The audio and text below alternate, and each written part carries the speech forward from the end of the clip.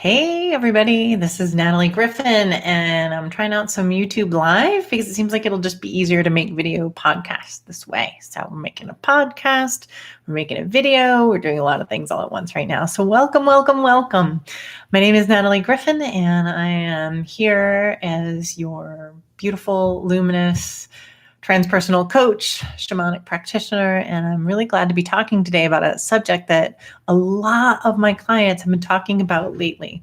And one of the questions that one of my clients asked most recently was, how can I tell if it's my fear, my intuition that's speaking to me from my gut? Like I'm getting these gut feelings, and it just feels like all this time my intuition has been wrong about the people I'm dating, about the jobs I'm saying yes to end up not working out, and just my intuition seems off. And so I started to really think about that statement because I thought, well, from my viewpoint, intuition really can't be off. Intuition is a connection that we have to source, it's a connection that we have to life. And intuition is a powerful guide, and it's never wrong.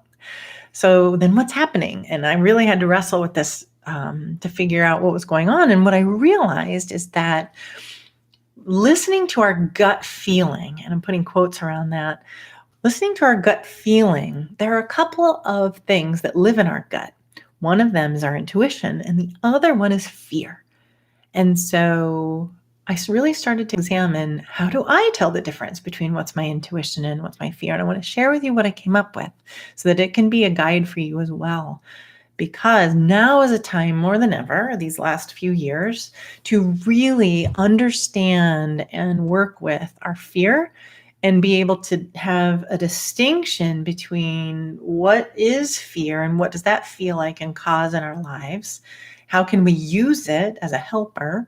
And then what are these other emotions that I'm experiencing, like excitement, nervousness, apprehension, hope, joy, ecstasy, and intuition? So that's what we're going to talk about today. Fear versus intuition, the super cosmic smackdown. So let's take a look at that. So I did actually look some stuff up because I'm a geek, and I was like, I wonder what people define intuition as. And so here is what I found out there, is that our intuition is a way to understand something without the need for conscious reasoning. I'll say it again because it was so good. Intuition is our ability to understand something without the need for conscious reasoning. And so I got to thinking about that, and, conscious reasoning sounds so official and logical, and there is a logic to intuition. There is like a rationality to intuition as well. There are other kind of conscious aspects of intuition, but that reasoning aspect, we can let go of it. And I'm going to explain a little bit more as we go. What we're doing, the kind of reasoning that we're doing when we're using our intuition, is really a subconscious. In shamanic terms, we call this the underworld because it sounds so sexy and cool. But really what we're talking about is the subconscious. It's underneath our consciousness. It's underneath our awareness. And the whole process of awakening is about really bringing things up from the subconscious, bringing things up from the underworld, up from the shadows, so that we can look at them by candlelight and go, oh, now I see what that's all about. So that we can begin to understand these things that we were frequently or previously blind to. So when we're using intuition, we're using the subconscious reasoning, and we're using moments from past experiences, maybe even moments that we have consciously forgot about, maybe even moments from other lifetimes, if you believe in that. We're also using a reasoning from what our soul needs and wants and has yearning for. So our intuition is kind of guiding us to alignment with our soul. And so that's another often subconscious thing that's going on. We're not often aware of what our soul is calling, what is being called out of our soul. or what is calling to our soul. So sometimes that's beneath our consciousness. And the other thing that is a little bit of that subconscious, reasoning that's going on there is that in the present moment, when we can be so plugged into the present moment and become aware of our feelings, of the sensations of our physicality, of the feelings of the people around us, of the consciousness of the way the wind is blowing my prayer flags outside right now, the way the birds are flying around my bird feeder right now, when we become so acutely aware, like uber present, then we are doing some subconscious reasoning into the symbolism of that, into the feeling of that. And we're making sense of it at an intuitive level, which for me is so powerful. So that's a little bit about the anatomy of intuition. So the question about how do we tell our intuition from fear? Now, I had to make a list because they both happen in the gut. Fear is as much of a gut feeling as intuition. And I know you know what I'm talking about. If you've ever had that moment where you have walked into a room and been like, I've got to get out of here. I've got to get out of here. That's your intuition speaking. It's like, okay, this is not a good place for me to be right now because either some difficult conversation is going on that has nothing to do with me. Maybe a fight just happened, but at any rate, I need to get out of here. The vibe is not for me.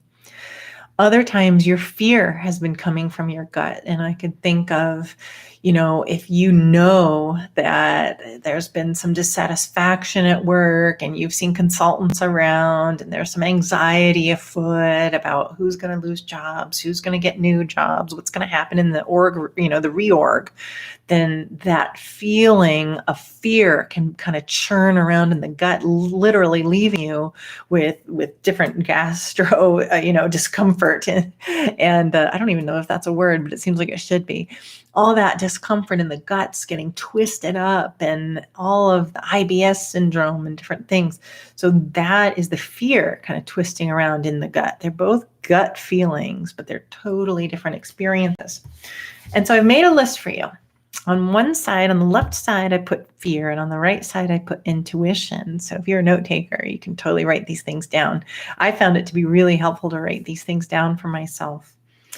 And how I differentiate fear from intuition is inspired a lot from Caroline Myss's work when she wrote the book Anatomy of Spirit. And she talks about using her intuitive sight. And she can always tell that she's using her intuitive sight when she is not emotional. So when she sees images or gets sensations or gut feelings that are helpful for her client, she's not emotionally attached to them. They're emotionally neutral. When she can tell that she is taking it personally or that the information that she's gathering is for her benefit, there's an emotional aspect to it. So inspired from that, I would say our intuition is neutral. It's emotionally neutral. It's also unemotional. There's not a tremendous amount of excitement or grief or nervousness or worry associated with our intuition. It's just present without any emotion. Intuition has a gut-centered confirmation. So in the gut, there's a yeah.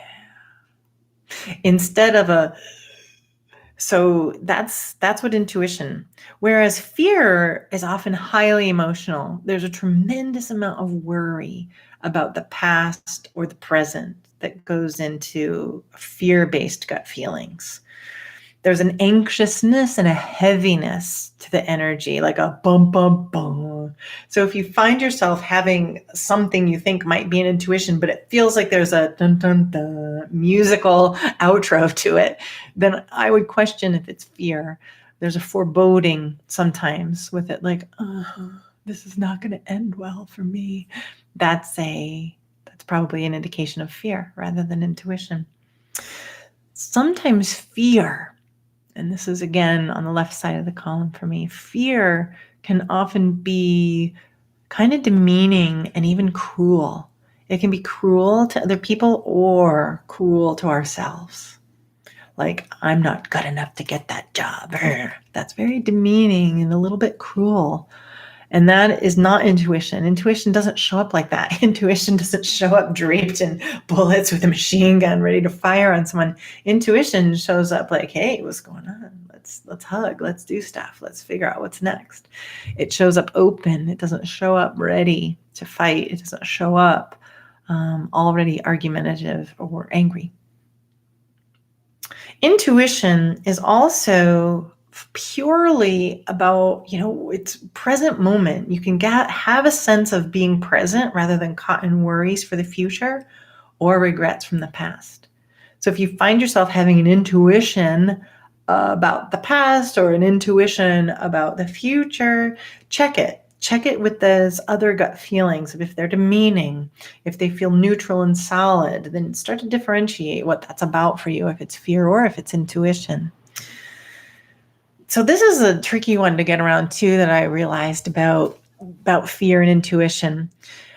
We have, as complex human beings, so many psychological constructs for coping, for propping ourselves up after disappointment, for wounds that we experienced when we were too young to heal them, that linger today. So many of us, all of us, are walking around with unhealed bits. I call them squishy bits sometimes inside of us that are very vulnerable and sensitive. And if they get poked, then sometimes it can trigger fear, anger, or some kind of reactionary response that's in alignment with fight or flight. So when we are feeling fight or flight, automatically assume that you are in fear. When you want to tell someone off, when you want to run away, when you want to hide under the covers for 12 days and not speak to anyone, when you feel immobilized, frozen, those are all trauma responses. Those are all fear responses to old trauma. And so really, in this way, fear can be so helpful because it can give us an indication of where to go next in our healing. Anytime we get triggered, it's an opportunity to say, okay, what in my squishy, precious bits needs to be healed? What is left to heal there? Conversely, intuition comes from our whole and healed self, the parts of us that have already experienced a sense of wholeness, a sense of rightness, a sense of healing. And our intuition stems from that. So our intuition tends to have more of a solid feeling underneath it. So even if our intuition is telling us something we don't want to hear, like, wow, this relationship is over, we feel solid in it because we've done the healing work. When it sounds like, whoa, this relationship is over because that guy's an ass and this is never going to work out because he's not emotionally available and blah, blah, blah, and blah, blah, blah, then that's likely coming from our unhealed bits. And that would be our fears. So that's another indication of when you're in intuition zone or in fear zone. And I will tell you this, the one thing that I notice about when I'm locked into my intuition is, like I said, it just feels like, yeah, I feel open. I feel like life, come on in, leave, come, go, fluctuate through me. I can be present with all of life because I feel so expanded. When I'm moving from fear, it feels literally more constraining, and often my body posture will be an indication. So, intuition feels very open, relaxed, shoulders down, chest lifted, open-heartedness, open hands, open everything, and a relaxation through the musculature of our bodies. Whereas when we're stuck in a fear response, it can feel constricted and tight, and shoulders are up in the ears, and hands are sometimes even clenched or stuck in positions. And so our bodies in that way can be somatic clues for when we're functioning in alignment with our intuition and when we are functioning from fear.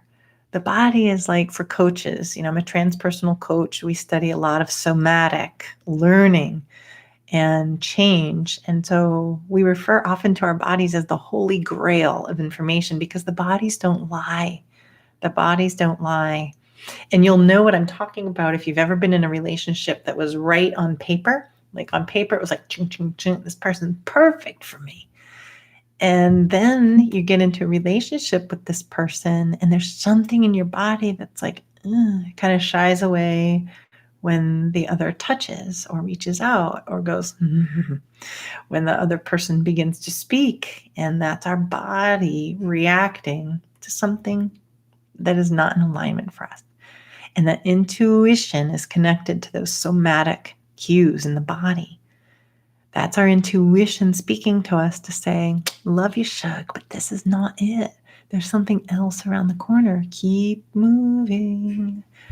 So it's been a joy to really think about what are the qualities of intuition and what are the qualities of fear and how do we tell them apart? Because right now in our world, it's getting challenged. Our fears are getting triggered right and left. Our intuition is undervalued because there's such a strenuous pressure to prove everything through science, through the rational, through those things. Anything that smacks of faith or trust is becoming hard to hold on to because trust is being deteriorated in our world at large. And I invite all of you and myself to really reclaim trust. Trust is something that we can learn. And trust, I have come to know through my teachers and the teachings, is that trust is something that we possess regardless of what's happening on the outside. Trusting, being a trusting person and having trust is actually about how we trust ourselves. Do we trust that we will speak truth, that we will speak in alignment with our conscience, that we will act in alignment with our words, that we are trustworthy? So whenever you find yourself getting caught in a I don't trust cycle, ask yourself first, where am I not trusting myself? So trust is a hot commodity right now. And the more we begin to trust in ourselves, to trust in our intuition, then the more access, I believe, it's only ever been the only safe place. Every other thing that we thought was safe and constant has been an illusion. Life is made to be temporary. The leaves fall, the winter comes, the ice melts. Nature and the universe, by extension, is ever expanding. It's ever changing. And we are a part of that. So for us to be under the illusion or delusion that things are going to stay the same and constant and therefore be safe is naive. It's a little naive. The constant thing is what we have inside. There's a place inside of us, whether it's connected to spirit or source or God or however you want to package that. In I think the Bhagavad Gita, they talk about the Atma, in the Latin America, the Alma, the soul, the center. Jung would say the animus, the anima, this element inside of us that is alive, the energy that is made in our molecular structure. There's the electron, the neutron, the proton, and then there's all this energy that animates the electrons. Like, what is that magic? It's energy. We are made of predominantly energy, and as we know, energy cannot be destroyed or born. So there is, even if you look at, quantum physics, there's an element of us that is indestructible. That's the only thing that's constant. And whether you want to call it energy as a physicist does, or you want to call it energy as a metaphysicist does, or the soul as someone of faith might call it, to me, it's all the same thing. And it's the one thing that is eternal. It's the one thing that when we connect to it, we feel safe. And we connect to it through our intuition. So I'm really happy to be making this little video podcast for you because I do think it is time. 2020 and 2021 are calling us home. They're calling us back to our intuition. And I will tell you, if you want to practice developing your intuition, I have 2 tips for you. 1, go outside. Go outside without headphones on, without music on, without distraction, and listen to wind, feel cold, smell leaves. Go outside and open up your 5 senses. Taste the air. Taste the coffee you're drinking. Taste the tea you're drinking. Open up to the present moment with your 5 senses. The more you open up your five senses, your sixth sense will begin to open as well, just by extension. But you have to really discipline the mind from going to the future, going to the past, and be really present to what's happening right now, in this moment, this breath. So practice the hell out of the present moment. That will grow your intuition, especially if you do it outside, because you're connecting to natural cycles then, not man-made cycles. So go outside. The second thing that you can do to practice your intuition is to meditate. Really get quiet, even if it's just for 2 minutes a day. 2 minutes is better than no minutes, my friends. So don't hold yourself to these ridiculous standards of doing 5 hours of meditation a day. Some of you are doing that, I know, and I applaud you. But really, 5 minutes is good too. Sit quietly and begin the self-inquiry practice of, is this neutral emotionally or is this active emotionally? And then you're going to be deciphering between fear and intuition, fear and intuition. We must become masters of our emotional bodies. We must. We must be able to feel anger and fear and know when we're feeling it and then consciously choose how to react to it. Many of us are getting yanked around by our emotional bodies by the hair, like our emotions are just dragging us around, and we've been emotionally hijacked, especially in the environment and the news cycles that are floating around. Unhook from that. Unhook from the ability of the world outside to hijack you, to take you off of your power game. Just stop. That takes practice. It takes intention. It takes awareness. And this is the path of the luminous warrior. So come on in. The water is great, because once you find that safe space inside, ooh, that was loud. Once you find that safe space inside, what the world does, you care about it, you grieve for it, you love it, your heart breaks for it, and you're safe. You're not activated by fear any longer. And so I welcome you into this kind of peace. All right, friends, thank you so much. I hope this live video worked, and I will talk with you again soon. This is Natalie Griffin signing out.